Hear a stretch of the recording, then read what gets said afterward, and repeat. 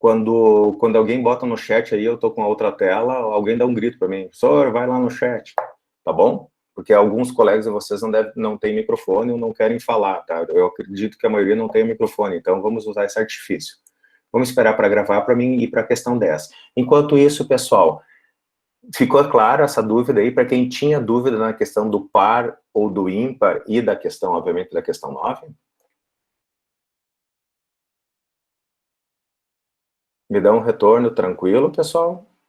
Para quem chegou agora, pessoal, o que eu estou fazendo? Antes de começar a aula propriamente dito, a gente está tirando dúvida das aulas passadas, tá certo, gente? Então, o pessoal apontou que tinha dúvidas na questão 9 e na questão 10 da lista. Então, eu estou literalmente resolvendo elas, mostrando o código e tentando explicar, né? Vamos ver se eu estou sendo convincente. Então, para quem chegou agora, se tiver mais alguma dúvida da aula passada ou da lista, a gente acabou de apresentar a resolução da 9 e eu vou passar para a resolução da 10 agora. Posso ir, gente? Tranquilo. Ok, então. Aquele esquema, tá? Eu pediria aí quem tem microfone e está acompanhando o chat, se eu estou lá na outra tela, me dá um toque, tá?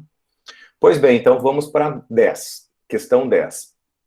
Questão 10 da lista. Eu já coloquei ela aqui. Ah, é aquela tripa, tá? Beleza. Isso aqui é só extensa, não tem nada de complicado, tá, pessoal? Vamos ver. Escreva um algoritmo para ler 5 valores inteiros e escreva na tela o maior e o menor elemento deles. Legal. Vocês se recordam que essa é exatamente essa questão aqui, pessoal? Óbvio que eu estou usando as mesmas questões que a gente trabalhou anteriormente lá no Scratch, né? Então, na verdade, o que a gente fez? A gente resolveu lá no Scratch de forma modular, que aparentemente parece mais simples para vocês resolverem, mas aqui é a mesma coisa. A única diferença é que eu estou traduzindo aqueles blocos para comandos, que a gente disse que a gente está brincando com a sintaxe. A semântica, que é o significado de cada um deles, continua a mesma. Pode ver lá, a gente tinha um bloco que pegava o resto da divisão, se não me falha a memória, né? Aqui a gente chama esse bloco de mod, que é uma função, que tem um parâmetro, recebe um parâmetro de entrada e te devolve um parâmetro de saída. No caso, recebe 2 parâmetros de entrada, o mod, que é o número e o divisor dele, te retorna um parâmetro de saída, que é a saída do resto da divisão. 0 se não tiver nada, e 1 se tiver qualquer outro resto que seja diferente de 0. Pois bem, aqui o que a gente vai fazer? Aqui a gente vai adotar uma estratégia. Tem várias formas, como todo e qualquer problema, de se resolver. A estratégia que eu estou usando aqui é definir uma variável maior e uma variável menor. Passar para esta variável maior e menor um valor válido. Então, qual é a ideia? Independente se você recebe 1 ou n números, a primeira entrada eu atribuo efetivamente a minha variável maior e menor. E a partir daí, o que eu faço? Eu passo, isso é um artifício, eu passo a comparar ela com todas as demais. Aqui eu estou pedindo maior e menor, maior e menor. Então vamos lá, vamos ver o que eu fiz. Primeiro vamos rodar o programa para ver se está certo. Vai pedir 5 números, é isso? Isso, 5 números. Então vamos lá, vamos botar 1, 2, 3, 4, 5. O maior número é 5 e o menor número é 1. Ufa, tá certo a implementação. Agora vamos para o código, então. E aqui está todo o meu rol de variáveis, que vocês já sabem. Aqui o Octave tem essa questão de normal. Para quem já trabalhou no MATLAB, ele tem na direita aqui um workspace que é bem semelhante. Para quem não lembra ainda, qualquer uma dessas variáveis aqui, você clica em cima dela, ela vai abrir um pop-out, aqui uma janelinha me dizendo qual é o valor dessa variável, tá certo? Beleza, agora vamos para o nosso código. Relembrando que o nosso objetivo é pegar a entrada de 5 variáveis. Como a gente não trabalhou com laços ainda, a gente está fazendo isso de forma braçal, uma por uma, não tem magia aqui. Então, eu defini 5 variáveis, que é número 1 a número 5, e usei o comando do input. Dentro do input, entre com o primeiro número, com o segundo número, com o terceiro número, com o quarto número e com o quinto número, que foi exatamente o que a gente fez aqui na entrada de dados. O que eu fiz depois? A primeira coisa que eu fiz foi definir a variável menor. Quem é a variável menor? Aqui, necessariamente, eu tenho que... Aqui é um grande erro que a maioria das pessoas fazem quando usam esse artifício do maior e do menor. Eles fazem o artifício de colocar o menor valor 0. Ah, porque não vai ter nada menor que zero. E se tu entrar com um número negativo? Então já vai dar um problema ali. Você tem que necessariamente colocar aqui um valor válido. Ou ao contrário, tá? O zero não foi um bom exemplo. Vamos fazer o oposto. Se fosse uma variável maior, você imagina um número alto. 9.999, tá? Imaginando que não tenha mais nenhuma possível entrada dessa. E o que acontece se vai entrar um número maior? Ou pior, não vai ter um número maior. 9.999 não é um número que vocês entraram nessa relação de 5 números. O maior dele foi 10. Daí, no final, ele usa a estratégia que o maior número é 9.999, porque nenhum foi maior que ele e eu não fiz a substituição. Então, sempre, quando tu usa essa estratégia de procurar um maior número e um menor número, você coloca ele inicializado por um valor válido. Daí, esse valor vai ser comparado com todos os outros demais, que é exatamente essa estratégia que a gente vai montar agora. Então, eu comecei a definir o valor menor. Eu movi o primeiro número, que é o número 1 aqui, que eu recebi, ele o primeiro, para a variável menor, logo na primeira linha do meu programa. Obviamente, depois das entradas. Daí, eu entro com uma série de ifs. Isso aqui não tem, efetivamente, é uma tripa aqui de código. Não tem, eu tenho que comparar um com todos. Daí eu entro numa comparação maluca aqui, ó, porque a gente não tem laço ainda. Se tivesse laço, eu poderia implementar isso dentro de um laço. No final da aula, vocês já sabem resolver isso aqui de uma forma mais elegante. Aqui, essa forma é horrível. E eu não estou nem sequer usando else aqui para minimizar aqui. Eu estou usando todos os ifs para ser o mais didático possível. Se é a melhor alternativa, a melhor solução, a gente não está discutindo isso, a gente está discutindo resolver o problema. Daí eu adotei a estratégia, de novo, repetindo. Recebi o primeiro número para menor e saio comparando ele com todos os demais. Quais são todos os demais? Se eu coloquei o número 1 no menor, eu vou comparar ele com o 2, com o 3, com o 4 e com o 5. É o que eu estou fazendo aqui. Se o número 2 é menor que o próprio menor, o menor passa a ser o número 2. Tá, mas o número 2 não é. Se não for, no caso aqui que a gente entrou. Eu passei 1 para o número 1. O menor passou a ser 1. 2, que é o número 2 aqui, ó, que eu entrei, ó, pessoal, estou seguindo esse exemplo. 2 é menor que menor? Não, vai para o próximo. O número 3 aqui que eu entrei, 3 é menor do que 1, que foi o primeiro número? Não, vai para o próximo. Eu testo 4, eu testo 5. No momento em que eu terminei de testar o 2, o 3, o 4, o 5, eu tenho certeza que no menor ficou o menor número, porque eu fiz comparação com todos os demais. Recapitulando, inicializei o primeiro número que eu entrei no menor e testei com todos os demais. O primeiro número foi para o menor, eu testei com o 2, com o 3, com o 4 e com o 5. Resolvido o problema do menor, já sei. Agora eu vou definir qual é o meu maior número. Maior número eu vou usar a mesma estratégia. Defini uma variável chamada agora maior e novamente coloquei o primeiro número. No caso aqui, o número 1. Número 1 foi para maior, e daí eu saio testando este maior com todos os demais. Quais são? O número 2, o número 3, o número 4 e o número 5. Serviço braçal. Vamos lá. O número 2, que no caso aqui foi a segunda entrada, o número 2. 2 é maior do que 1? Sim. Então, o maior recebe o número 2. Beleza. Já atualizei maior para 2.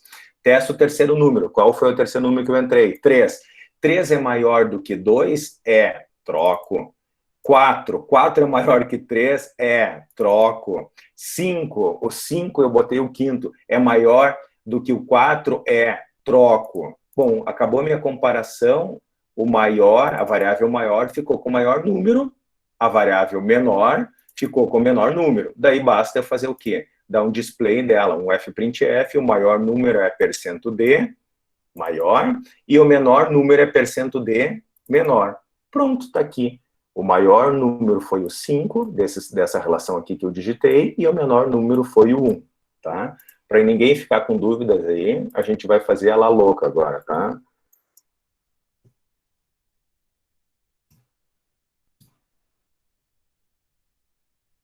O maior número é 565 e o menor número digitado foi 2. Vamos ver? Realmente o menor número é 2 e o maior é o 565. 565 tem mais algum número maior? Não, beleza, funcionou o programa.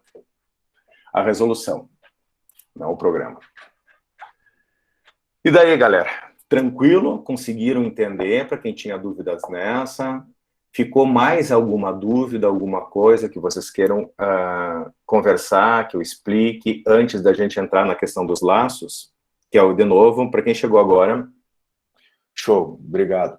Para quem chegou agora, então, pessoal, agora estamos com 25, ainda faltam 6 pessoas, nós estamos em 31. Mas vamos lá, então, recapitulando aqui o que a gente fez. Essa primeira parte eu resolvi tirar dúvidas da lista ou de qualquer outro conteúdo até então trabalhado no Octave. Então, o pessoal me perguntou da lista a questão 9 a 10 e a gente acabou de explicar. Eu só não consegui gravar a 10 porque eu comecei de trás para frente, né? Ou foi a 9, aliás. Eu não consegui gravar porque eu havia esquecido, mas a última explicação, que foi a 10, eu gravei, tá? Mas fica ali a dica, a questão da 9, que alguém chegou agora, não sabe fazer, a questão do par ou ímpar, a gente usa a função mod. A função mod devolve o resto da divisão dos 2 números. Quando o primeiro número é na primeira casa depois do parênteses e a divisão é na segunda casa depois da vírgula, tá certo? Se for a divisão igual a 0, ele devolve 0 para aquela número, se for diferente de 0, ele sempre vai devolver 1. Certo, galera? Mais alguma dúvida ou eu posso começar propriamente dito a aula e o conteúdo, o nosso último conteúdo do semestre, tá? Porque semana que vem a gente tem prova. Vou dar um tempinho aí para vocês tomar uma aguinha. Beleza, então não tendo nem mais uma outra dúvida, vamos minimizar um pouquinho aqui. Vamos ver se a gente consegue fazer da seguinte forma. Vamos limpar essa questão, vamos voltar aqui ao meu script. Vou deixar. Essa fonte aqui tá tranquilo para vocês enxergarem, pessoal? Alguém sobe dar um retorno tranquilo? Porque daí eu vou usar a outra metade da tela aqui para botar os slides. Tá ok, obrigado. Então, vamos fazer o seguinte. Esses slides já estão... aliás, desculpa, pessoal, sempre esqueço. Esquema de sempre, tá? Validar a presença. Validar a presença do dia 17. Não precisa postar nada, tá certo? Ó, 14 já fizeram isso. Só vai lá e dá finalizar, concluído. Concluída a tarefa, tá? Para validar a presença. Por gentileza, façam isso, tá? Acho que agora já a maioria da turma está aí. Eu vou fazer vou adotar a seguinte metodologia, tá? Eu vou colocar, deixa eu tentar otimizar um pouquinho aqui, para ver se não vai ficar muito ruim para vocês, para visualizar. Eu vou deixar os slides aqui, obviamente que esses slides já estão lá no site, no Classroom, desculpa. Deixa eu diminuir um pouquinho mais aqui. Tá. Por quê? Porque o que eu gostaria que vocês fizessem isso, até para a gente levar, não é muito conteúdo hoje, eu só tenho que trabalhar com 2 laços, tá? Que é o laço for e o laço while, só, tá? E daí o que a gente vai fazer? Ele tem exemplos, os exemplos são dados, exemplos de 1 a 5, eu vou desenvolver o exemplo aqui, eu já tenho o código aqui para minimizar, esse código já está lá no Classroom, para vocês acompanharem, mas seria interessante, se possível, se vocês conseguirem isso, no momento em que a gente começa a conversar aqui e eu explicar a questão do laço, que não é nenhuma novidade, porque a gente já trabalhou no Scratch, a gente só vai migrar a questão do bloco para o código. Vocês vão desenvolvendo os exemplos juntos, tá? Em tempo de execução, por isso que eu vou fazer essa questão de forma bem lenta para vocês entenderem. Se vocês entenderem os 5 exemplos, vocês resolveram o problema de utilização do laço, até porque a sintaxe vocês vão aprender na digitação agora, tá? E a semântica já estava incluso dentro do que a gente via lá no Scratch, que efetivamente é o significado do laço. Então, vamos lá. Aula 3, laço de repetição, o que a gente vai ver? Tal e qual os slides que eu usei para vocês no Scratch, tá? Então, o que é um laço? A ideia do laço, literalmente, é o que a gente chama na computação de um loop, né? Então, o que acontece? Muitas vezes é necessário, em alguma parte de código, parte ou partes de código, a repetição de um determinado trecho. O exemplo clássico que a gente fez isso foi a questão anterior a 10 lá, que pedia 5 vezes, né? Imagina, eu tive que fazer 5 entradas de dados. Foi uma atrocidade aquilo. Pô, se eu tenho um laço, eu boto uma entrada e fico variando simplesmente aqui, e trabalhando até com o vetor, variando a minha variável ali, e eu não preciso estar escrevendo 5 linhas. Ou seja, eu tenho uma repetição de um determinado trecho. Pode ser uma ou mais linhas do meu código. Isso fica claro quando a gente joga este tipo de código aqui. Então, o que é este código? O exemplo 1 que a gente vai fazer. Como exemplo, considere o problema pedir a leitura de um valor para uma variável x. Multiplicar esse valor por 3, implicando a variável r. Esse é o exemplo clássico que vocês já estão cansados de saber. Então, eu vou ter que pedir o quê? Pedir a variável x, pegar x através do teclado, multiplicar por 3 e colocar o valor em r. E apresentar o valor r obtido. Só, repetindo essa sequência por 5 vezes. Daí, o que vocês vão fazer? Vocês não sabiam usar laço, vocês não tinham laço, vocês literalmente vão começar a escrever esse código aqui. Vou efetivamente abrir lá o meu primeiro exemplo. Onde é que está o exemplo, aula 13, exemplo 1, tá? O que é? Vou limpar a minha tela, vou limpar minhas variáveis e vou começar com o meu primeiro exemplo aqui. Meu primeiro exemplo, o que é?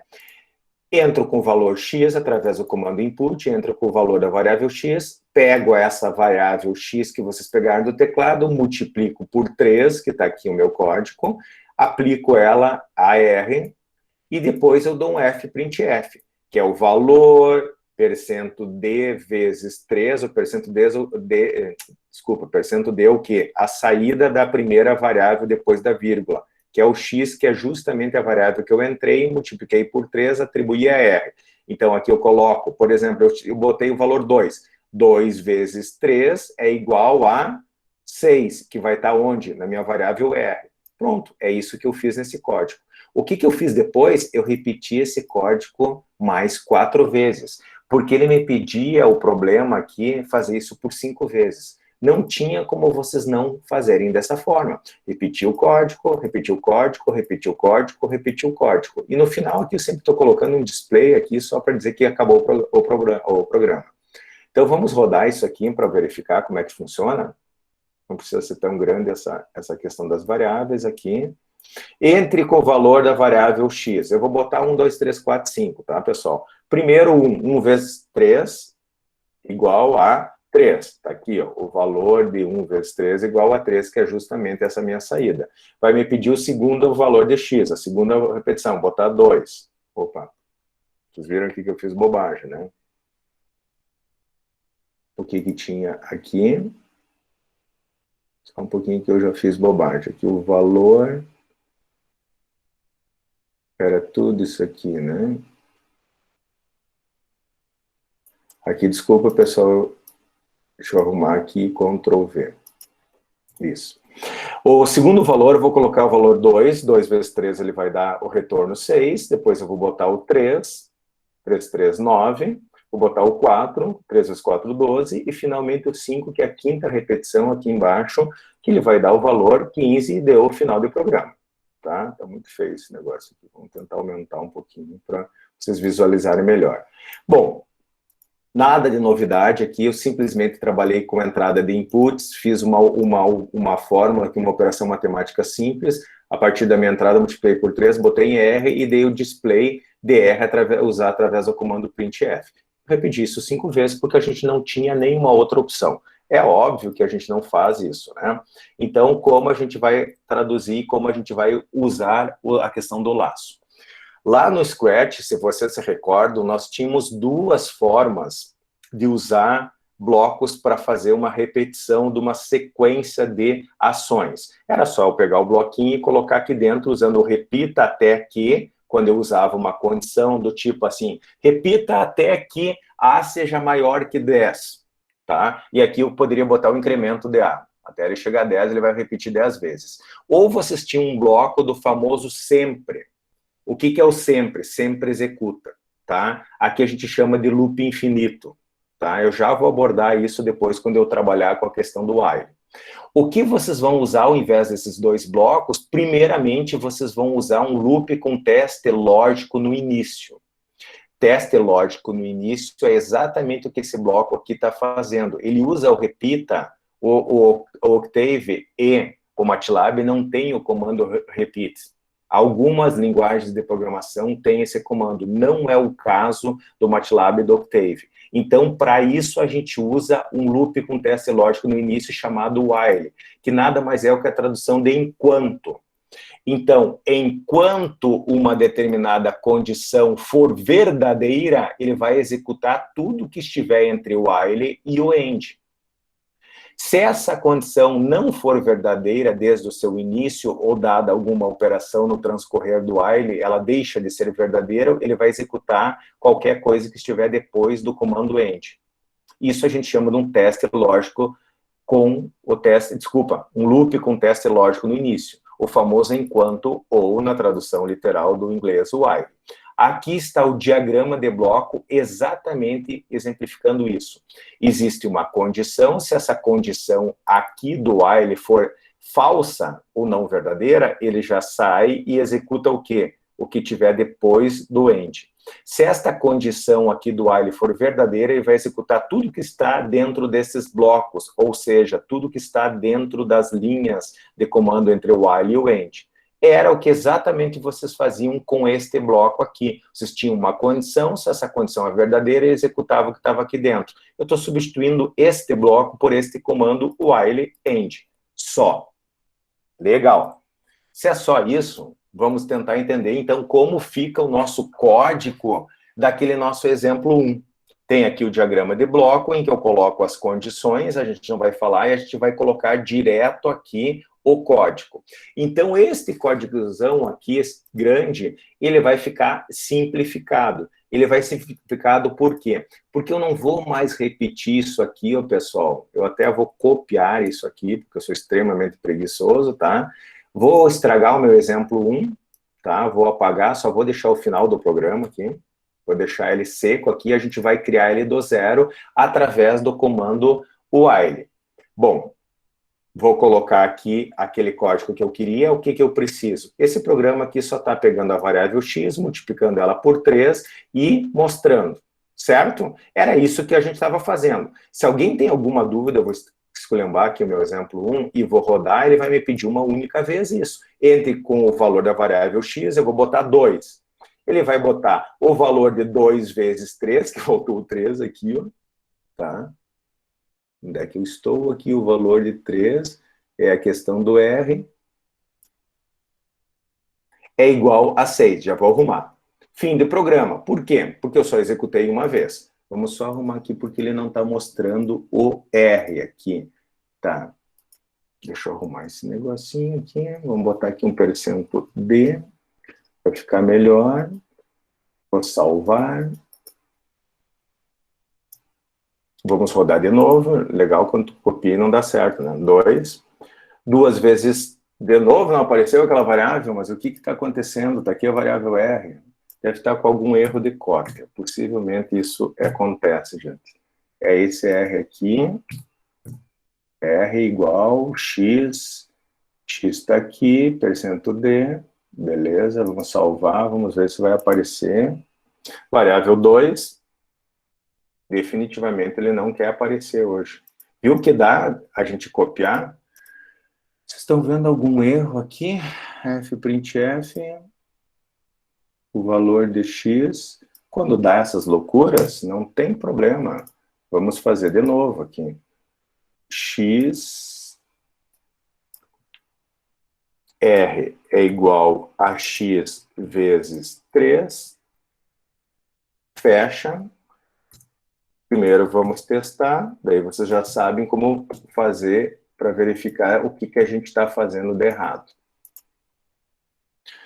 Variável 2, 6. Então quer dizer que a operação está certa. Agora eu vou substituir isso aqui pelo meu fprintf, abre. Aí a gente colocava o valor de percento D vezes 3, vezes 3 vai ser igual a percento D, fecha aspas, vírgula. O primeiro valor vai ser justamente o valor que eu entrei com o x, o segundo valor vai ser o valor dr. Com certeza eu deletei alguma coisa ali e não percebi. Vamos ver se está certo, vou salvar. Vou rodar. 2 vezes 3 igual a 6. Perfeito, tá? Esses outros risquinhos aqui, pessoal, é porque eu tô com o meu campo muito pequenininho, tá certo? Show. Professor, Oi, pois não? uma pergunta aqui. Por que que ali na apresentação dos slides ali do lado, ali na linha do F, printf, tu botou %.2f barra n? Tá, já vou te mostrar então. Vamos lá. Outra questão, já vou te responder. Vocês estão vendo aqui o pessoal que ele estava dando os pontilhados logo depois da resposta do 6, porque eu não estava usando esse barra N. Só para responder esse barra N vai dar um salto para a próxima linha. Vou verificar isso, vou fazer de novo, eu vou deixar ele mais bonitinho agora. Então, 2 vezes 3 igual a 6, saltou com esse barra N para o outro. A pergunta aqui, ó, que eu coloquei 2.f. %d é decimal, é número inteiro. F vem de float. Ponto 2, ele vai te dar 2 casas decimais depois da vírgula, tá certo? Então, eu posso usar aqui, ó, ponto 2f. O que ele vai mudar para mim? Se a multiplicação aqui vai inteira, ele não vai te mudar nada. Mas se fosse uma divisão em que desse algum decimal aqui, ele te daria. Ó, 2 vezes 3, o que aconteceu? 6.00. Antes ele só estava mostrando 6. Ele está me mostrando 2 vírgulas depois da vírgula. 2 casas depois da vírgula. Esta que é a diferença de tu usar o percento, tá? Percento F float, decimal, tá? Desculpa, ponto flutuante. Percento D, decimal, número sem vírgula. Essa é a diferença, tá certo? Pois bem, pessoal. Depois dessa confusão inicial aqui, porque eu tinha deletado já na questão anterior, resolvemos, mas até que é interessante dar esses erros para vocês verificarem como vocês devem fazer. O que nós temos que voltar aqui agora, usar o while? Isso aqui, o problema era fazer 5 vezes. Pois bem, então eu vou usar o while. Vou botar o quê? O while. A condição. Qual é a condição? A condição é a que eu tenho que fazer 5 vezes. Para mim fazer 5 vezes, eu tenho que ter um contador. O contador que nós estamos usando é o count, o count aqui no caso. Então, vamos lá. A gente chamou ele de... Vou chamar ele de count, como está lá para não confundi-los, tá? Count, me fiz o quê? A inicialização. O que é a inicialização? Inicializei ele em 0. Tá certo? Precisa efetivamente, precisa. Além de precisar nesse caso, porque logo em seguida aqui nós vamos fazer uma comparação, é sempre bom, e a boa programação diz para vocês inicializarem as variáveis, é uma questão de ser elegante o teu código no início, tá? Para vocês saberem. E de preferência ainda, se tu tem uma tendência escritor, tu pode botar um comentário assim, ó, é uma variável usada como contador. Tá? Isso aqui daí, se vocês quisessem comentar, mas vamos lá. Enquanto o contador for menor que 5, ele vai executar alguma coisa. Então, vamos botar essa alguma coisa aqui mais pro ladinho, para ele ficar... Infelizmente, aqui ele não tem nenhum comando para fazer isso de forma automática. O MATLAB tem, tá? Vamos botar um pouquinho para o lado aqui, para ele ficar intentado, e ao final do while, o que eu faço? Eu boto o end. Daí, quando eu dou um enter aqui, eu vou ter que arrumar um pouquinho a minha intentação. O que acontece? O while começou aqui e finalizou aqui. Ele vai executar tudo que tiver dentro do meu while, fazendo uma analogia aqui com o que estivesse dentro desse bloquinho, pessoal, quantas vezes forem essa condição verdadeira. Por exemplo, aqui ela foi inicializada em 0, então a primeira vez 0 é menor que 5, joia, ele vai fazer isso. Se eu deixar dessa forma, o que vai acontecer? Isso vai ficar em um loop infinito. Por que, Salzinho, vai ficar em um loop infinito? Porque eu inicializei meu contador em 0. 0 é menor que 5? Vai pedir a entrada de x, vai multiplicar x por 3, vai mostrar 3... na tela, vai voltar. O count vai continuar como 0, porque eu não fiz nenhuma operação nele. Então, além de eu colocar um contador, em algum momento dentro do meu while, eu vou ter que colocar o meu contador igual ao meu contador mais 1. Senão ele não vai incrementar e nunca mais vai sair, tá certo? Agora sim, ele deve fazer 5 vezes, porque a primeira vez ele vai entrar com 0, depois 1, 2, 3, 4 e 5. 5, inclusive, ele não vai entrar, porque 5 não é menor que 5. Vamos ver isso? Vamos salvar, vamos rodar. Entre com a variável x. 1, 2, 3, 4, 5 e fim de programa. Resolvido o problema. Se vocês não tivessem posto isso aqui, pessoal, eu vou comentar. Comentar, vocês sabem que é a mesma coisa eu deletar a linha. Um comentário, ele não vai ser interpretado pelo Octave. Comentei, olha o que vai acontecer. Vai acontecer 1, 2, 3, 4, 5, 6, 7, 8. Se o intuito era matar a aula, que eu ficava digitando aqui com vocês, tá? Porque ele nunca vai sair desse laço. Porque a minha variável contador, eu vou abrir aqui para vocês verificarem, a minha variável contador está em 5. Tá? Desculpa, 5 era da anterior, eu não limpei a tela aqui, não pode estar em 5. A minha variável contador ainda está em 0. Isso aqui também ele podia ter atualizado para não me quebrar, né? Porque eu não incrementei ela, tanto que efetivamente ele sempre 0 vai ser menor. No momento em que eu descomentar esta parte... Ah, aliás, isso aqui é bom falar. Para vocês cancelarem essa execução, necessariamente você tem que vir aqui e dar um Ctrl C, tá? Vim aqui, Ctrl C... ela não vai cancelar, era só o que me faltava. Em qualquer outra linguagem é um Ctrl C, né? Agora no web que não vai cancelar. Acredita em mim, no MATLAB, na prompt, tu vai dar um Ctrl C. Então vamos fazer o seguinte. Eu forcei um erro, tá, gente? Entenderam, né? Geralmente dá um Ctrl C que deveria cancelar, tá? A web aqui do Octave, aparentemente, vocês podem ver que eu não sou um grande usuário do Octave Online, tá? Ele não cancelou com Ctrl C. MATLAB ou Octave em desktop vai cancelar a prompt. O que que eu fiz? Eu entrei com um valor aqui alfanumérico, daí ele cancelou automaticamente o programa, só porque ele estava em loop. Agora eu simplesmente descomentei a linha, vou salvar ele, isso aqui é importante, e vou rodar novamente. Agora ele vai entrar 5 vezes. 1, 2, 3, 4, 5. Ah, eu mereço hoje, cara. Ele não salvou. Estão vendo que hoje o que pode dar errado, ele dá errado, né? Pelo menos vocês aprendem. Professor, Oi. não tem o percento lá do comentário para somar mais um? Tem. Eu não salvei ele. Ah, tá certo. Tá certo, obrigado.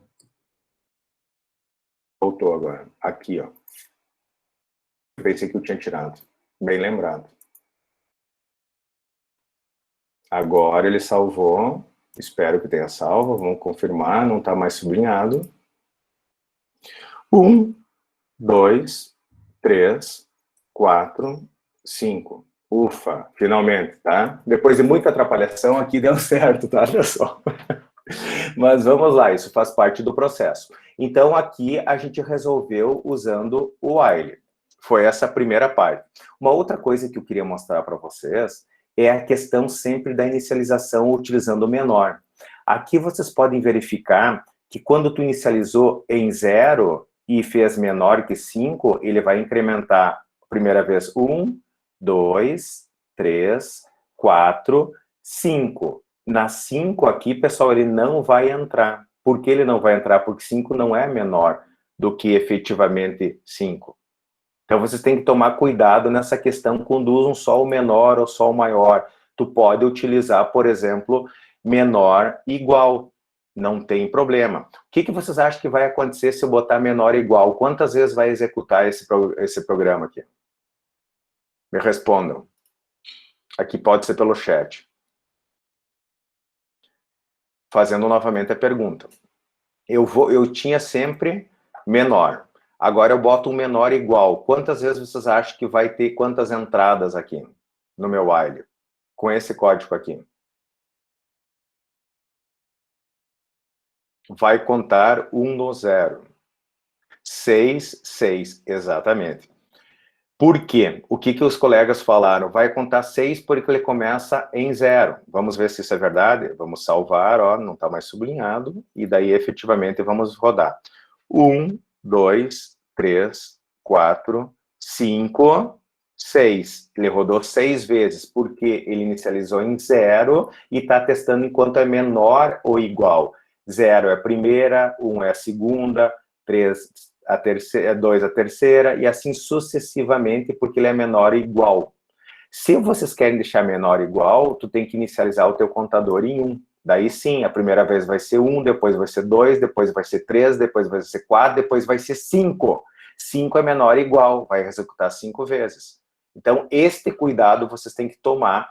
Inicialização, se for em 1, tem que ser menor ou igual. Se for em 0, tem que ser só menor.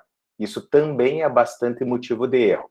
E o principal erro é não fazer um incremento do teu contador dentro do laço. Vocês já viram o chato que é aqui.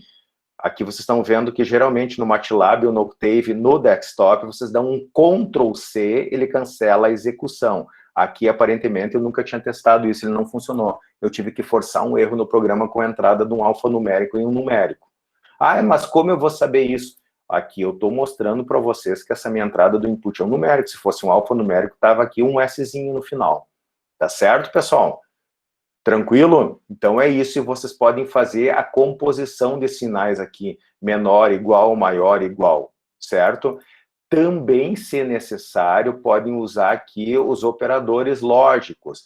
Enquanto o contador for menor ou igual a 5, e, que a gente já viu na aula passada, e, ou senão, ou, e botar, que são esses, e botar uma segunda alternativa aqui, ou uma segunda condição, também é viável. Só que tomem muito cuidado com duplas condições no while, tá? Para não fugir a tua lógica, para efetivamente não gerar um loop aqui, tá certo? Pois bem, essa é a primeira parte. Vamos continuar, então. A segunda parte aqui, o que acontece? Eu estou introduzindo um outro exemplo aqui para vocês de uso de função pronta do MATLAB do Octave, que é o famoso pause. O que faz o pause? Assim como o MATLAB e o Octave, pessoal, vocês podem dar um help aqui, ou no caso do site do Octave, qualquer das funções que vocês têm dúvidas de como usar, porque toda função tem um parâmetro de entrada e um parâmetro de saída, vocês podem consultar no help do Octave. Então, ele está dizendo aqui o que faz efetivamente o comando pause. Suspende a execução do programa por N segundos, onde N é o número de segundos em que você coloca dentro do comando pause. Então, aqui no meu exemplo 3, tem um outro exemplo. Vamos lá ver o meu exemplo 3, então. Vou carregar o exemplo 3, para não precisar digitar tudo, né? Tá tal e qual este código para cá. Vamos mostrar aqui o que está acontecendo. Aqui também, vocês têm esses códigos lá no Classroom, tá, pessoal? Aqui está o uso do pause. O uso do pause x, onde x é dado em segundos. Pause aberto, pausa até clicar qualquer tecla. Quando você omite uma entrada dentro do pause, você vai ter que necessariamente dar um clique, teclar algo do teu teclado para ele continuar a execução. O que faz esse programa? Vamos lá, ó. Vamos direto aqui para o while. Eu tenho um while aqui que vai ser executado tudo isso aqui, enquanto o A for menor que o B. Mas quais são os valores de A e B? A foi inicializado em 1, o meu B foi inicializado em 10. Então, 1 é menor que 10, com certeza, vai entrar no laço. Daí ele faz uma operação de adição no A e de subtração no B para os dois se encontrarem. Tá? E essa condição não ser mais verdadeira. Então, o A começa em 1 e vai ser incrementado de 1 em 1, o B começa em 10 e vai ser decrementado de 1 em 1 em cada uma das execuções. Logo na sequência, ele mostra /n, dá uma linha em branco, A é igual a %d, que é o valor de A, mais uma linha em branco, salta para a próxima e faz a mesma coisa com B e dá um pause. Quanto ele dá de pause? Até eu teclar alguma coisa. Vamos ver se isso é verdadeiro? Vamos rodar. Limpou a tela. A primeira vez deu A, 2 e 9. Mas por que 2 e 9? Porque ele foi inicializado em 1, entrou a primeira vez, 1 é menor que 10, incrementa 1 em A, foi para 2. Diminui 1 dB, era 10, foi para 9. E olha o que ele fez para mim. Deu display, esse print, e entrou no pause. Pressione Enter para continuar. Hoje é o dia, né, gente? Eu estou aqui, eu tenho que vir para cá. Pressione Enter para continuar. Ele vai fazer a segunda vez do laço while. Vamos ver se isso é verdade. Venho para cá, vou dar um Enter. 3 e 8. Por quê? Incrementou A e decrementou B. E parou no pause aqui de novo. Eu vou dar mais um Enter aqui. 4 e 7. Ainda é verdadeiro esta condição. Então, ele vai continuar executando. 5 e 6, ele executou, mostrou o que vai acontecer na próxima aqui. Na próxima aqui, efetivamente, o A vai ser 6 e o B vai ser 5. Ele não vai mais entrar. Então, ele vai mostrar aqui, a próxima 6 e 5, e vai dar essa última paradinha. O que vai acontecer agora? 6 é menor que 5? Claro que não, né? Então, o que ele vai fazer? Fim do programa. Resolvido o meu problema, e vocês aprenderam a utilizar o pause. Aqui eu só implementei uma outra lógica, uma outra brincadeira, estou resgatando a questão dos print, estou botando aqui ó, uma linha em branco, vocês podem detalhar aqui ó, que ele está dando no início uma linha em branco, no final uma linha em branco. Então ele simplesmente daqui, ó, aqui ele passa para cá, e aqui ele passa para cá. Vocês estão vendo isso. A outra questão aqui que a gente pode fazer é brincar. Dentro do pause é dado em segundos, então eu vou botar 1 segundo. Não coloca um valor muito alto, pessoal, que isso é outro problema do Octave, ele tem um limite de execução de programas, tá? Depois a gente pode ignorar aqui e botar um valor bem alto, que vocês vão ver que ele vai dar um erro também. De novo, o Octave é para fazer isso aqui, é para fazer programinhas simples de forma online. Se vocês querem fazer alguma coisa mais elaborada, vocês já viram aqui que tem vários bugs. Baixa um Octave para o desktop de vocês, para programarem. Aqui é só para mostrar um pouquinho da lógica de programação. Pause 1 segundo. Vamos salvar, ó. Como eu sei, isso é outros macetes, a gente sempre tem que notar. Quando está sublinhado, ele não salvou. Então, se vocês executarem, isso às vezes a gente se perde. Antes eu me perdi assim. Eu estava executando sem, até alguém me falou, tira o % lá do comentário, que daí vai funcionar. Porque eu rodei sem salvar. Então, eu vou salvar aqui, ele vai subir o sublinhado e agora eu vou rodar. Ó, ele está dando 1 segundo, se vocês pensarem aqui, ó. Quando ele dá o display, vocês podem ver que daí terminou o programa. Querem sacanear aqui um pouquinho? É que aqui a condição tá... Vamos botar isso aqui em 20 e vamos deixar isso aqui em 2 segundos. Vamos ver se ele vai estourar o tempo de execução do programa. Claro que aqui daí ele vai dobrar, né? Porque vai ter que diminuir. Vou salvar e vou rodar. 2 segundos, né? Eu não sei quantos segundos ele demora, ele dá um pau às vezes do tempo. Ó, out of time. Não tem nada de erro no meu código, pessoal. A geração do Octave online, um período, ele não sei por quantos segundos, eu acho que é uns 15 segundos, tá? Teria que olhar na documentação. Eles abortam a execução para vocês não usarem o servidor deles para fazer a quebra de uma senha e ficar 2 dias rodando o programa. Claro que não vão fazer isso aí, né? Mas é justamente uma limitação. Então, quando der esse tipo de mensagem aqui, não é erro do programa de vocês. É que ele estourou o tempo de execução permitido para a versão online do Octave. Senão vocês estão usando muito o servidor deles, e não é o intuito. O intuito é só para vocês fazerem coisas simples, tá? Então, só para mostrar para vocês a questão disso. Aqui que eu extrapolei, eu botei para 20, porque obviamente ele vai demorar mais. Então, para 10 funcionaria. Tranquilo isso, pessoal? Acho que sim, nenhuma pergunta. Voltamos para cá. Vamos continuar na nossa aula. Outra questão do pause é a questão do break, tá? É diferente. Pause, vocês já verificaram que ele dá uma pausa na execução. Eu esqueci de mencionar, o pause é muito usado quando tu quer debugar, a gente chama isso. Tu quer verificar algum erro e dar uma paradinha. Aqui é simples, que eu estava só fazendo um incremento e um decremento. Mas digamos que tu tem um código mais complexo, que tu quer dar uma parada, olhar os valores das tuas variáveis. Isso ajuda muito no debug, tá? No teste de mesa, para verificar se o teu programa está fazendo a coisa certa ou não, para verificar se ele está errando e aonde ele está errando. Então, o pause é mais utilizado na circunstância dessa forma aqui, que ele dá uma paradinha no programa e tu consiga verificar o conteúdo de tuas variáveis e daí possivelmente alguma falha, tá? Mas existe um outro programa, uma outra função, que é a função break, tá? Daí a gente vai entrar numa questão anterior que eu deixei aberto, de utilização de um laço do tipo sempre, tá? O que é um laço do tipo sempre? É um loop. Como a gente faz isso através do comando while? A gente usa esse artifício, e agora vocês tomam mais cuidado, porque aqui é mais fácil, difícil de vocês cancelarem uma execução. O while 1. O que é o while 1? Enquanto o 1 for 1, vai ser sempre. Esse é o famoso while infinito, tá certo? Se tu faz um while infinito, ele vai executar tudo que está após o while até o end. Por quantas vezes? De forma infinita. Pô, se forma infinita, então como é que eu vou parar esse programa se nem o Ctrl+C não está funcionando aqui no meu online? Você tem que botar uma condição.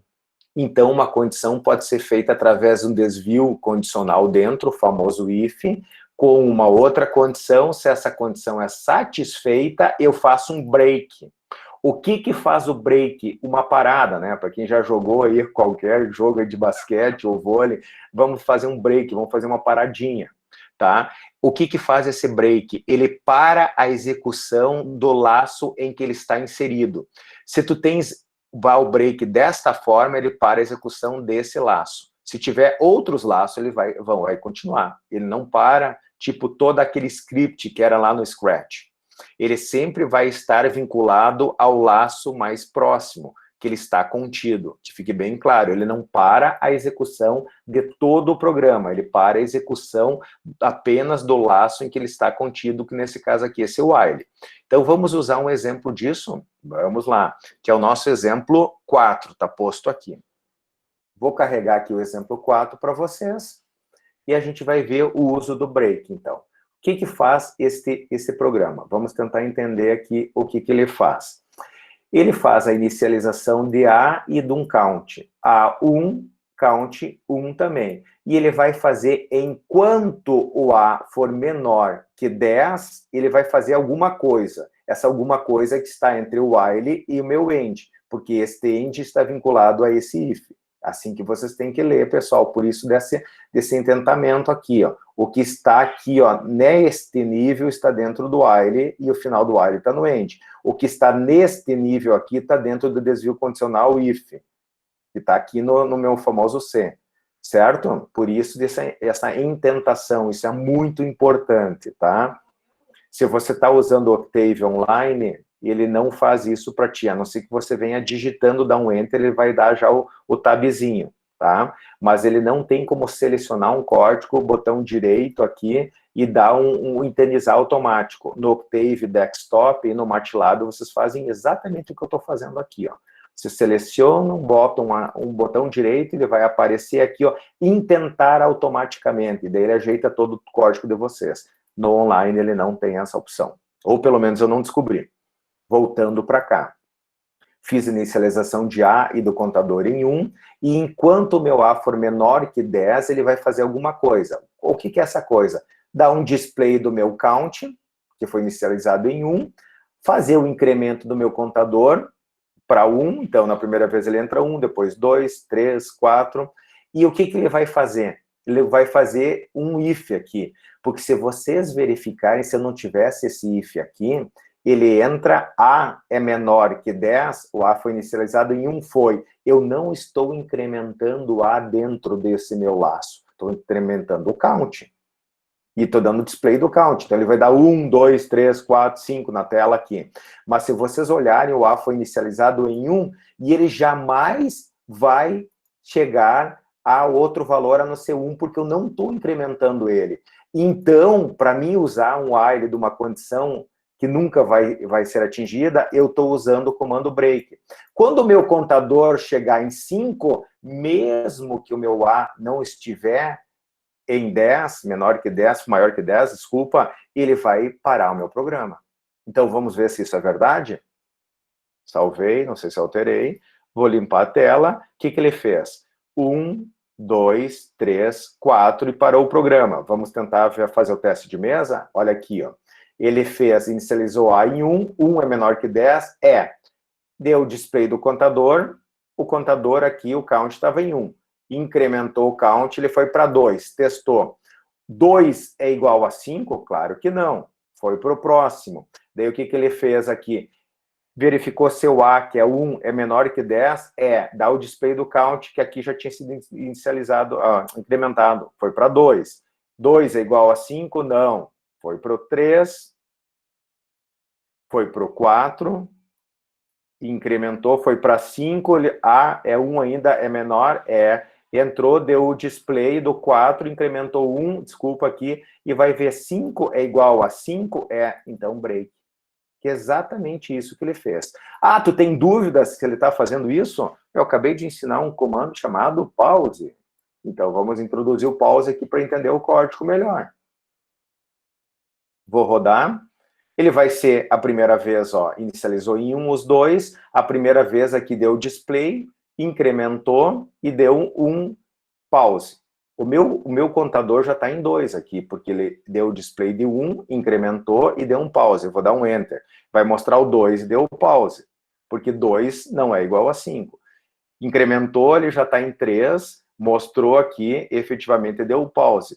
Vai printar o 4, incrementou, deu o pause. Na próxima vez, o que vai acontecer? Na próxima vez não vai acontecer nada, porque o count vai ser igual a 5, ele vai dar o break e vai parar a execução do programa.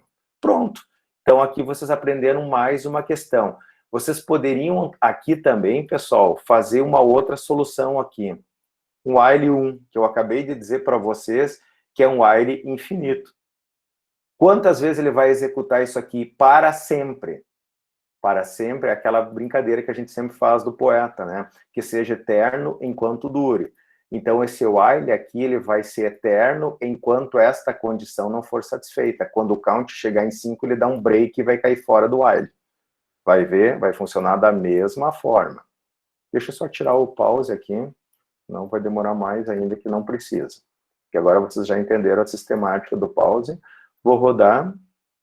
Rodou 4, na quinta vez ele entrou e deu pause mesmo usando um while infinito.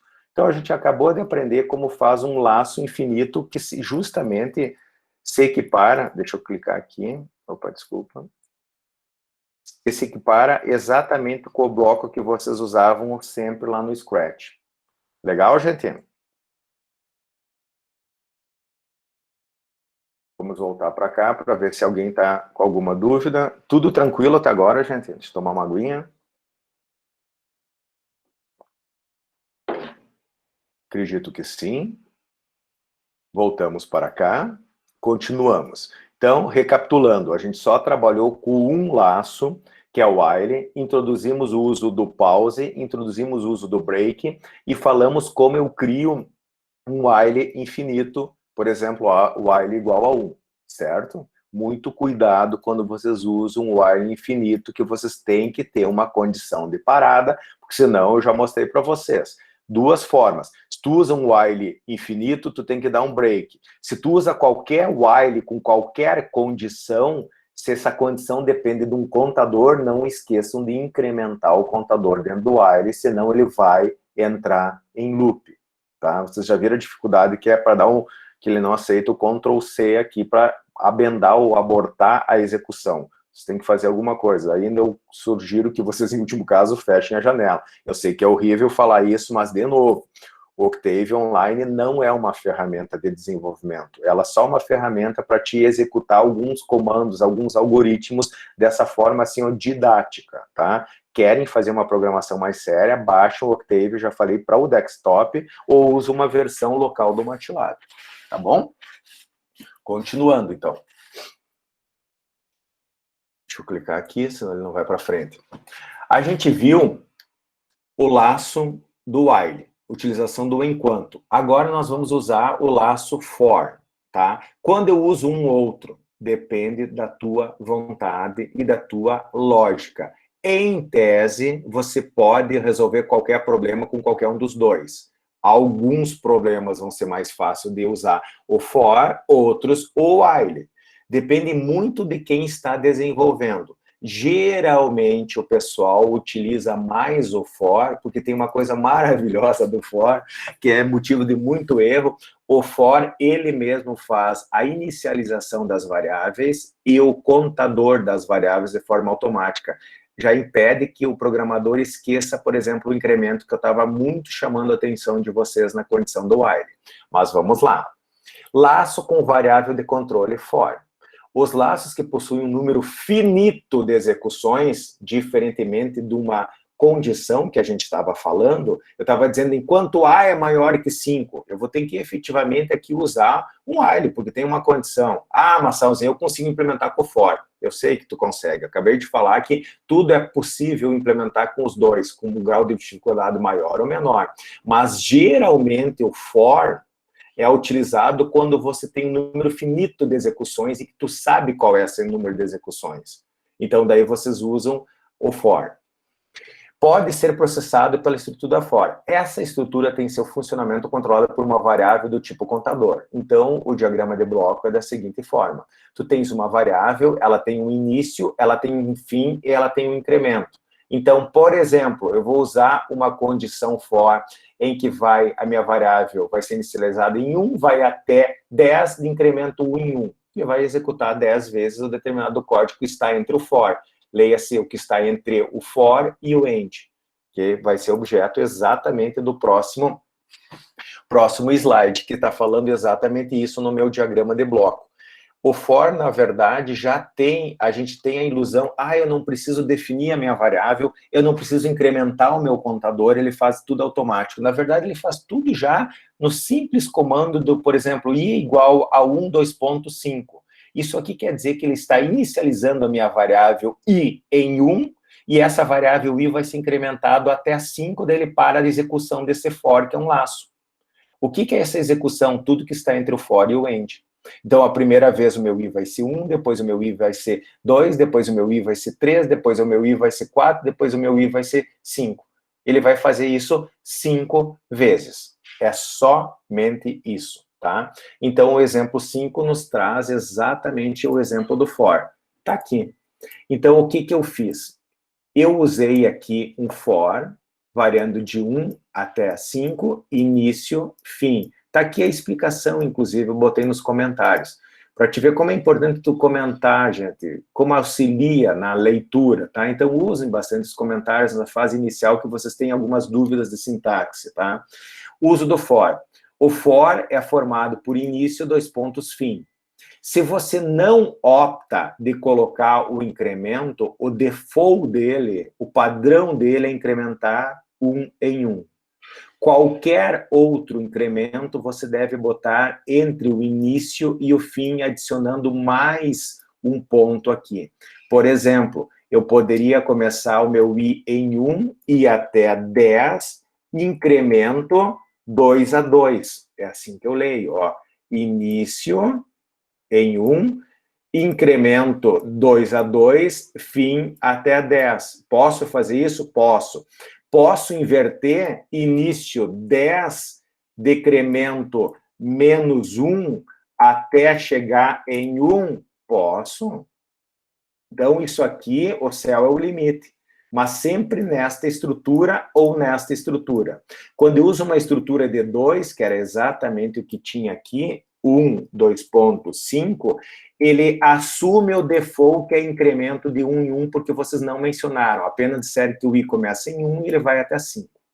E, na verdade, é que eu não estou nem usando o i aqui. O que eu coloquei aqui dentro?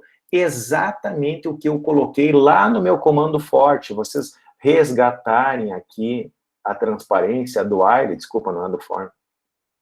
Vocês podem verificar que o que está aqui, ó, pessoal, opa, É bom que eu escolhemos tudo meus códigos, né? O que está aqui dentro, eu só substituí o while, que antes eu tinha um contador, eu testava, enquanto o contador é menor que 5, inicializo o contador e incremento o contador. O que eu faço aqui no for? Tudo isso eu faço nessa linha, porque eu digo que o meu contador é i. Poderia ser abóbora o meu contador? Sem problema, eu usei i. Inclusive, eu nem estou usando ele nada na minha operação. Poderia até ele usar em alguma operação o i aqui dentro. Às vezes, isso é bem comum de utilizar. Eu não estou usando, eu só estou dizendo que o meu i começa em 1 e vai até 5. Consequentemente, ele vai executar 5 vezes o que está entre o for e o end, que é exatamente isso que a gente vai fazer agora. Então, vamos ver se está certo. Limpou a tela, entre qual variável 1. Aqui, esse aqui é aquele exemplo de entrar com 5 vezes a mesma variável, multiplicar ela por 3 e mostrar ela na tela, tá? Então, 1 vezes 3, 3, 2 vezes 3, 6, 3 vezes 3, 9, 4 vezes 3, 12, e a última 5 vezes 3, 15, e fim de programa.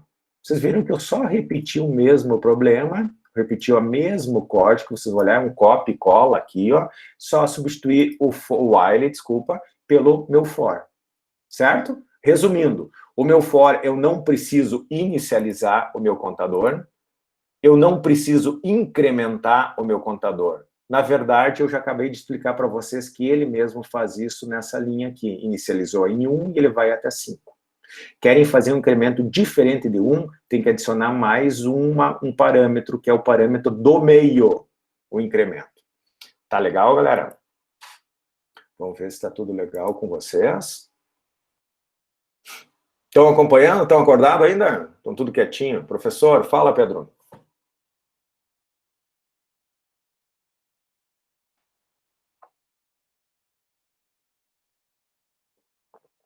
Vou esperar o Pedro digitar. Veja, não existe incremento.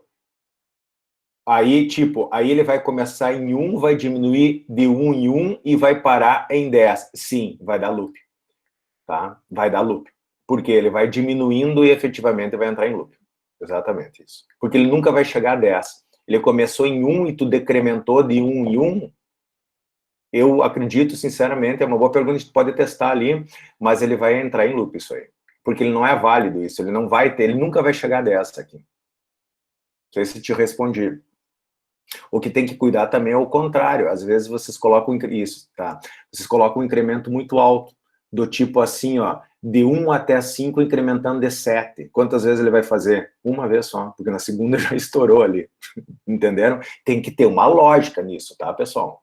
Obviamente que tem que ter uma lógica. Mas a gente brinca, né? Vocês vão ver logo quando entrar em loop. Eu sempre brincava assim, eu acho que eu já devo ter falado isso para vocês assim. Na aula normal do laboratório, o pessoal levanta o braço, professor, aqui minha máquina não está fazendo nada. Não, ela está fazendo, ela está em loop. Olha o teu código. E um loop clássico é o while quando você não faz o incremento. Ou no caso aí que o Pedro falou, você faz uma loucura desse tipo. Não é uma loucura, uma coisa que não tem a lógica. Ele vai estourar por si só e vai dar o loop. Tá? Por isso também a gente sempre fala no início, pessoal, da programação, da codificação que vocês estão fazendo. Estendam o programa que nem Jack, por partes, tá? Com um bom esquartejador. Vão crescendo o programa de forma escalonada e pequena. Não começam a codificar do início até o fim e depois executam, porque a gente chama isso de isolar o erro. Então, se tu tá com um laço, faz o teu laço, testa a tua condição, coloca. Dentro do laço eu tenho que fazer uma operação matemática, depois eu boto a operação matemática. Deu erro na minha operação matemática, usa o pause, olha as variáveis. Isso são tudo técnicas de programação. Boas técnicas de programação. Inicialização de variáveis. Vocês viram que eu sou meio... Eu tenho os tiques dessa história. Eu sempre limpo a tela, limpo a variável e boto minhas variáveis no início. Isso é uma questão de costume, é uma neura minha, inclusive. Mas você começa a criar um padrão, aquela brincadeira que eu falo. Eu não tenho que saltar da cama e dizer, agora eu vou começar a respirar. Não, é automático. Então, se você pegar boas maneiras, boas técnicas de programação desde o início, e principalmente, isso assim ó, é muito difícil, comentário. A gente tem a mania de não comentar por gastar tempo. Para que eu vou comentar uma coisa óbvia? Óbvia para ti, cara pálida, naquele momento que tu está escrevendo. Não para quem vai ler o teu código. E muito menos para ti daqui 2, 3 semanas, 1 ano. Quando tu chegar nesse código, tu não tem a menor ideia do que foi colocado ali. A gente brinca, né? Quem entende esse código? Eu e Deus. Daqui a pouco nem Deus não entende mais. Tu já na segunda semana já não consegue mais entender, porque não está comentado. Então é um pouco dessa questão de bons hábitos de programação. Tá legal, galera? Vamos ver se aí eu dei o tempo, se alguém tem mais alguma dúvida. Não tendo, vamos continuar, então. Isso que é o saco de não botar em modo apresentação, não posso clicar em nada aqui para ir para frente. Aonde a gente foi no for, a gente deu esse exemplo do for. O que a gente coloca aqui? Utilizando o comando break. Mesma coisa, tá, pessoal? Só para mostrar para vocês, o exemplo 6 está um exemplo de codificação usando o for e o comando break. Muda alguma coisa? Claro que não. Vamos ver qual é a lógica aqui? Escreva, eu vou ler aqui porque aqui, isso aqui que é o saco. Deixa eu diminuir aqui, só um pouquinho. Para ele arrumar aquela, isso, assim fica mais bonitinho. Vamos lá. Escreva um programa que efetue a leitura de 20 valores positivos e os apresente na tela. Bom, é óbvio que eu não vou ficar digitando 20 valores aqui, né? Vocês já sabem disso. Se um número negativo for indicado, ou digitado, seria melhor aqui, não indicado, terminar o programa com um aviso do erro. Então, qual é a ideia? Eu tenho que fazer um laço de 20 execuções em que, ao final da 20ª execução, na 21ª, para, ou em qualquer momento de 0 até 20, se for digitado um número negativo, eu paro o programa. Então, o que eu fiz? Limpei a tela, limpei a área de memória das minhas variáveis e usei um for. For começa aqui, termina aqui, porque está intentado bonitinho. Isso aqui é outro vício legal para vocês pegarem esse toque aqui, tá? De deixar sempre tudo bem encadeadinho. Então, o meu for que eu usei, eu fiz o x, antes eu usei o i, né? Eu podia usar abóbora, eu usei x, que vai variar de 1 até 20. Ou seja, ela vai executar 20 vezes o que está entre o for e o end.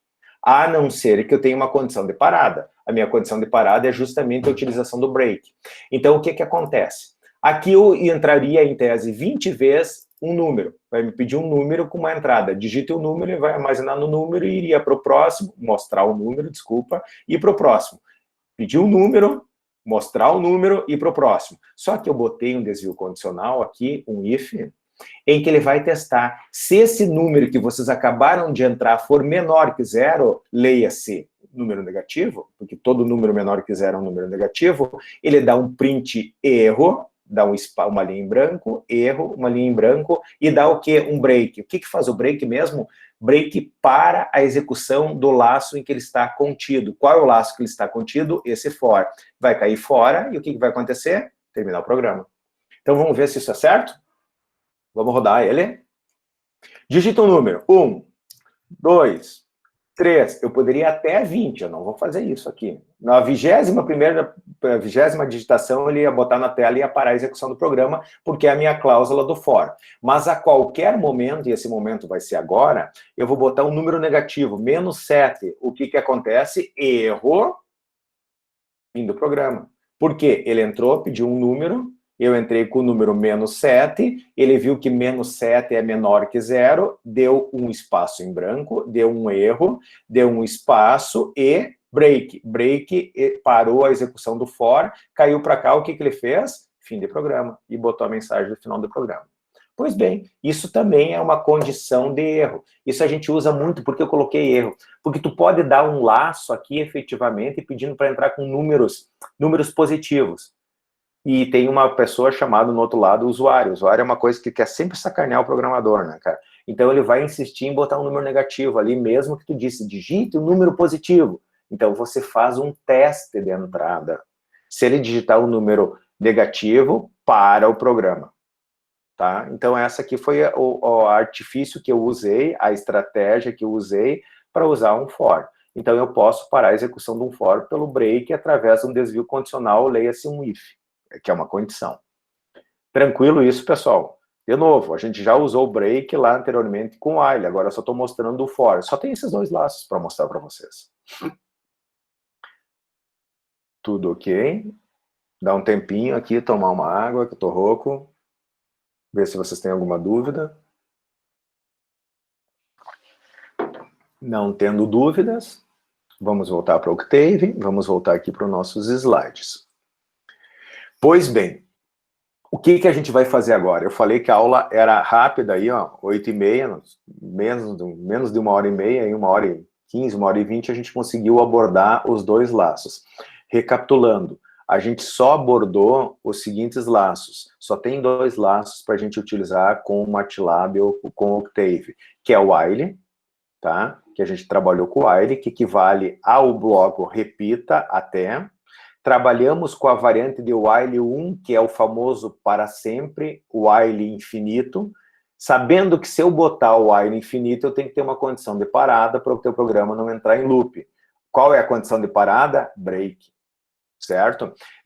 Nós vimos também, pessoal, a utilização do pause, né? Tanto no for quanto no while, vocês podem, ou qualquer, não precisa, o pause não precisa ser usado só num laço, pode ser usado em qualquer momento, em qualquer parte do código. Ele faz mais sentido, evidentemente, de um laço em que tu vai ter uma repetição, né, pessoal?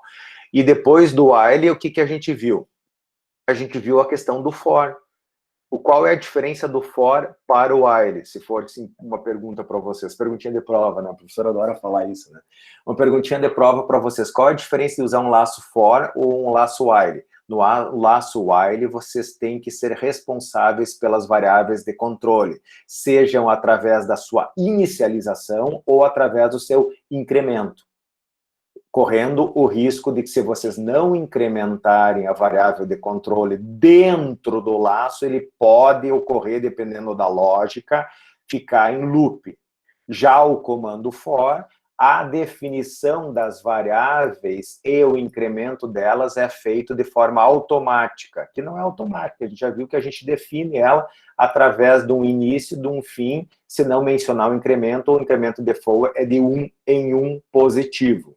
Se eu quiser outro tipo de incremento, eu adiciono ao meio desta entrada, do meu início e fim, o incremento que eu quero, que seja ele positivo ou seja ele negativo. Tá? É assim a possibilidade de vocês fazerem o uso do for. Tá legal, pessoal? Posto isso, e se não tiver dúvidas, na ordem, o que eu gostaria que vocês fizessem agora, tá? Vocês têm esses exemplos aqui, lá no Classroom, tá? Vocês podem baixar esses exemplos. Eu adoro esse negócio aqui. Tá aqui. Podem baixar esses exemplos lá e testar eles, rodar eles na máquina de vocês, no Octave Online de vocês, ver se vocês entenderam, alterem eles, se brincam um pouco, que nem eu fiz lá no início, me atrapalhei, acabei deletando, e daí ele não funcionava. Daí... Isso é legal também, não tem o menor problema. Força um erro, estende o teu erro, ou efetivamente melhora o código, faz variações do mesmo código, para vocês se acostumarem com a sintaxe do comando. Só tem o for e o while, porque o desvio condicional, o if, a gente já trabalhou na aula anterior, vocês já tinham ele em mente, já usaram, inclusive, na lista que vocês devem postar hoje até as 22h30, não se esqueçam disso, eu já vou falar sobre isso. Agora, então, o que eu gostaria? Primeiro, vocês fazem isso, baixam esses exemplos, rodam eles, estressam eles, brinquem com eles. Depois que vocês entenderam a sintaxe do for, do while, do pause e do break, tanto no for quanto no while, vocês vêm aqui para os exercícios do laço da repetição, que são os últimos 4 exercícios da nossa aula e do nosso semestre. Porque, de novo, semestre que vem. A aula que vem nós vamos ter a nossa avaliação, e daí vocês estão em férias, pelo menos no que tange a minha disciplina, tá? Então, o que vocês vão fazer? 4 exercícios só, tá? Desenvolvam um algoritmo que apresente os 15 primeiros números ímpares, tá certo?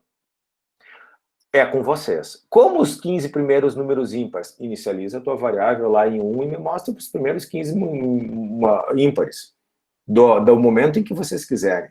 Tá certo? Pensam numa lógica nisso. Quais são os primeiros 15 números ímpares, tá? Pensam nisso, mas vocês devem fazer isso com a utilização de um laço. Todas essas questões devem ser implementadas com o uso de laço, seja for ou seja while. Calcule, segunda, já sabem como definir se o número é par ou ímpar, tá? Então vocês podem definir. Podem até pedir como entrada 15 números, se estiverem inspirados em digitar, tá? Calcule e imprima na tela a soma dos n primeiros números pares, onde n é o número de inteiros que devem ser lidos a partir do teclado. Qual é a ideia aqui? Calcule e imprima na tela a soma do n primeiros números pares. Então, vamos lá. Se eu quero n é igual a 3, quais são os 3 primeiros números pares? 2, 4 e 6. Vocês vão gerar um laço para gerar isso. Qual é a soma de 2, 4 e 6? 2 mais 4, 6. 6 mais 6, 12. Ao final da execução aqui, se eu digitar 3, ele vai me mostrar 2, 4, 6 e o somatório igual a 10. Pegaram? 12, desculpa. Pegaram a ideia? É isso que está pedindo esse exercício. Pensem um pouquinho, não é tão complicado, tá? O tchan dessas questões é que vocês, às vezes, não precisam ter muitas entradas. As entradas aqui é só n e tu tem que gerar esses números pares. Tem que mostrar na tela os números pares. E tem que fazer um somatório desses números pares dentro do laço. Já estou dando a dica para vocês. Terceiro, desenvolva um algoritmo que sorteie um número menor que 100 e maior que 0. Tá certo? Falando nisso, eu tenho que mostrar para vocês qual é o comando para gerar um número, tá? Aleatório. É rand, tá? A função rand. Ele gera um número aleatório para vocês, tá certo, pessoal? Senão vocês não vão conseguir utilizar isso. Posteriormente, o algoritmo deve listar todos os números pares maiores que o número sorteado e menores que 100. Então, vamos lá de novo. Desenvolva um algoritmo que sorteie um número menor que 100 e maior que 0. Então, entre 0 e 100. Tem que sortear um número. Posteriormente, o algoritmo deve listar todos os números pares maiores que o número sorteado e menor que 100. Vamos lá. O número sorteado de 0 a 100, 90, para não me complicar. Posteriormente, o algoritmo tem que mostrar todos os pares. Então, ele vai mostrar 92, 94, 96, 98, porque o 100 não é menor que 100. É só isso que tem que fazer no programa. Qual é o problema? Vocês têm que saber como vocês geram um número aleatório. Então, tu tem aqui A igual rand, abre parênteses, vocês podem botar um intervalo, tá? Vocês estão pedindo intervalo aqui. Então, tu poderia botar um intervalo, deixa eu ver aqui, de 1 a 10. Acho que ele gera dessa forma aqui. Deixa eu só confirmar se é assim a sintaxe. Ótimo. Olha aqui. A sintaxe da função rand, tá? Ela é a geração do número. Tu pode dar um help aqui, rand, e ele vai te explicar tudo isso aí. Pode ir aqui no famoso Google, botar assim, ó, função rand octave. Ela vai te explicar tudo certinho como funciona. Mas o rand funciona da seguinte forma. Entre chaves, se tu precisar, tu coloca um intervalo. Então, ele vai sortear um número de 1 a 10 e vai sortear apenas um número. Esse 1 não é que ele sorteia um só, ele deixa como uma variável simples. Se tu não colocar esse número aqui, ele vai gerar um vetor para ti. Ou ele pode gerar, a partir do que você botar aqui, ele gerar um vetor ou uma matriz. Não vem ao caso. O que vocês têm que levar aqui é que 1 é o início, 10 é o final. Eu já estou dando o comando que gera um número aleatório para vocês. Então, ele jogou o número aleatório em 8. Ah, eu quero um intervalo maior? Não tem problema, vai de 1 a 100. Então, o que ele vai fazer? Ele sorteou 53. Tá? Ah, mas aqui tu quer um intervalo variável. Não tem o menor problema, pessoal. Vocês podem fazer assim, ó. I vai ser igual, que vai ser meu início, eu vou definir, tá? O F vai ser o meu fim, que vai ser 50. E eu poderia colocar aqui, o A vai receber rand do quê? Do intervalo de início, que é a variável i, até a minha variável fim, ponto, e vai gerar apenas um número. Vamos ver se vai dar certo. 32. Por quê? Porque a minha variável i começou em 1, a minha variável f tem um valor 50, ele sorteou um número entre 1 e 50 e colocou em A. O número sorteado foi 32. Pegaram a ideia? Bom, o que vocês precisam de dica é só isso aqui, tá? É a função que gera números aleatórios, tá? Quarto e último problema, vocês podem ver que todos eles vocês têm que pensar um pouquinho mais, porque agora não é simplesmente só usar um desvio encadeado, né? É só usar um if da vida. Aqui vocês têm que pensar um pouquinho, porque vocês estão usando os laços, tá? Última questão. Desenvolvam um algoritmo que leia um conjunto de números inteiros positivos. Você deve validar essa entrada. O que é um número inteiro positivo? Qualquer número inteiro... O inteiro vocês não precisam nem sequer validar, tá? O que seria o fracionário? Não quero que vocês façam esse nível de validação, mas positivo, sim. O que é um número positivo? Maior que 0. Se o cara digita -4, entra num laço e diz, ô otário, um número inteiro positivo. Ele digita -5, otário, é um número inteiro positivo. Bota um laço ali enquanto não for digitado um número positivo, ou seja, maior que 0, você fica pedindo o input. Penso nisso. Então, tu vai ter que ter um laço para validar essa entrada. Beleza. Finalizado pela digitação do número 0. Opa, mais um problema. Ele não pode entrar com um número negativo e quando ele entrar com o número 0, para a execução do meu laço. Opa, break na história. Penso nisso. Dica. Assim que o número 0 for digitado, o algoritmo deve fornecer a quantidade de números digitados, excluído o 0, a média dos valores digitados, todos eles, o maior número digitado e o menor número digitado. O maior número digitado e o menor número digitado, vocês já sabem, a estratégia foi da questão 9 ou 10 da lista, que a gente já explicou no início da aula. A média dos valores digitados é só tu ir somando em um somatório, em uma variável do tipo soma igual a soma mais o número, enquanto ele digitar. Quando ele digitar, tu tem que estar contando quantos números ele digitou, pega aquela soma, divide pelo número, vai dar média. E a quantidade de números digitados, tu já vai utilizar no count, porque senão tu não tem como calcular a média. Só que exclui o 0. Então, em resumo, o problema se restringe assim, ó, a uma sequência infinita de entradas de números positivos. Então, o cara vai entrando 1, 2, 3, 4, 5, -4. Não pode -4, porque só números inteiros. Daí tem que repetir. 7, 8, 0. Tem que somar todos os números, ver quantos números entraram, fazer a média, dizer qual é o maior número e qual é o menor número no final da execução. Esse aqui é o mais complicadinho, sim. Jack, tá? A dica do Jack. Primeiro, validam a entrada e validam a saída. Só façam isso. O cara entrou negativo, entra com outro. Entrou com 0, para a execução. Ah, legal, consegui fazer isso. Agora eu vou ver quantidade de números digitados, excluindo o 0. Vou fazer isso, vou adicionar essa condição dentro do meu laço. Tá funcionando? Vou fazer a média, porque eu já tenho aqui quantos, eu só tenho que fazer o somatório. Ao final da execução, pego o somatório e divido pelo 0. Entendeu, pessoal? Façam incremental, senão vocês se perdem nessa questão. Com de longe, ela é a mais complexa de fazer, a mais extensa. Não complexa, mas extensa. Legal, galera? Entenderam os problemas, os exercícios e a didática, agora a metodologia, não a didática, para vocês fazerem no restante da aula. Agora são 20h42, vamos fazer aqui, eu vou fazer uns 10 minutinhos de intervalo, só tomar um café, recuperar a fala, né?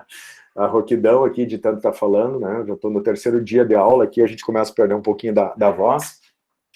E o que a gente vai fazer depois? Vocês vão fazer a questão, salvo que tenham dúvidas, a gente tira as dúvidas agora já sem problema. Se não, na ordem, eu gostaria que vocês pegassem os exemplos, como eu citei para vocês, os exemplos estão no Classroom, estressem os exemplos sobre a ótica, assim, ó, baixam eles, jogam no Cave Online de vocês, executam, mexam ele, se preocupem em entender a sintaxe, em mexer alguma coisa aqui no código para ver se vocês dominaram. Assim que se domina. Porque só tem que aprender o for e o while agora, gente. O pause e o break.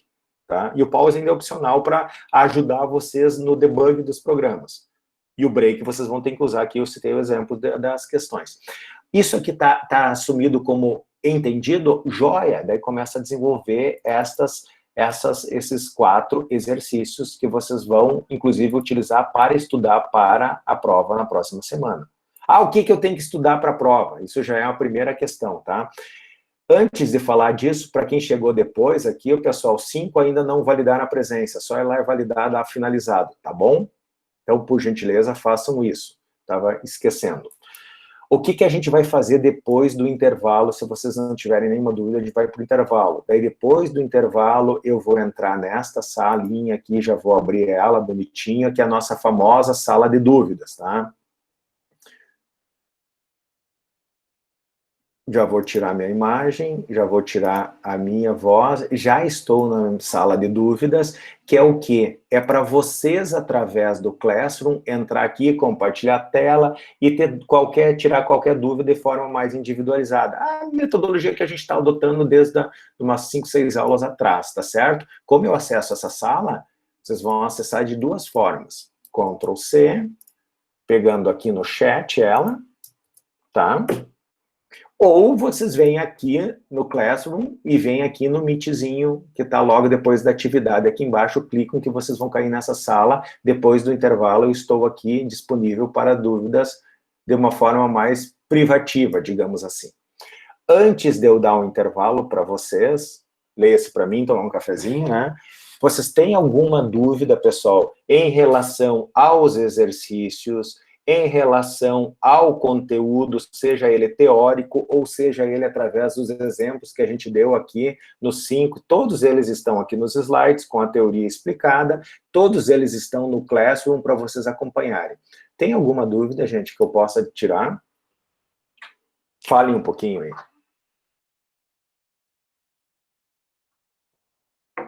A princípio, não. Obrigado, Cris. Bom, antes de fazer o intervalo também, vamos explicar um pouquinho a questão da prova da semana que vem. Como vai ser a prova e o que cai. A prova, como desde o início eu falei para vocês, ela vai seguir a mesma estrutura que a gente fez lá no Google Forms da primeira avaliação de vocês. A primeira avaliação é aquela de 20 pontos, que vocês fizeram lá no início, tá certo? Vão ter perguntas e vão ter implementações, sim. As implementações, como eu já mencionei, eu vou dar um programa do tipo esse aqui, calcule e imprima na tela a soma dos N número primos, pares, tal, alguma coisa nesse sentido, tá certo? Pode usar funções se eu não deixo explicitamente claro na questão que não pode usar funções, tá? Vocês podem usar as funções que vocês quiserem no Octave, se implementarem em Octave, tá certo?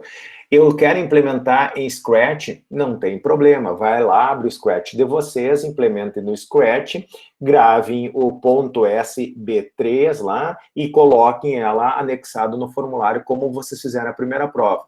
Não, mas eu prefiro desenvolver no Octave, sem problema. Ah, eu quero desenvolver no MATLAB, eu tenho o MATLAB instalado na minha máquina, sem problema, tu vai postar o .m, seja ele do Octave, seja ele do MATLAB, porque a sintaxe é igual. Então, vocês resolvem as questões de desenvolvimento da prova no Scratch, eu aceito, ou no Octave MATLAB. Para mim, tanto faz. Se for uma outra questão discursiva não, objetiva, a famosa de marcar, obviamente que vocês daí vão ter que se restringir às opções que eu dou.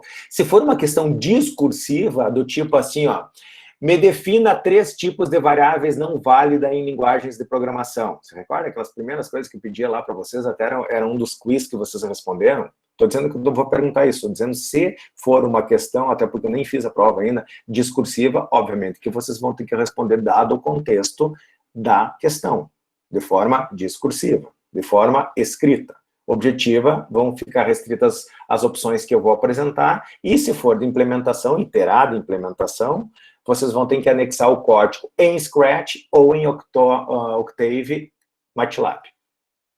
Dúvidas? E depois vocês estão em férias. A princípio não, de novo?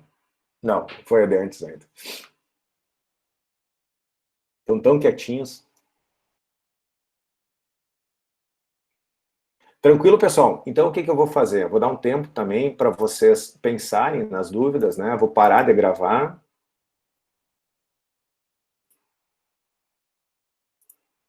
Tinha esquecido já, assim como eu esqueço de gravar e esqueço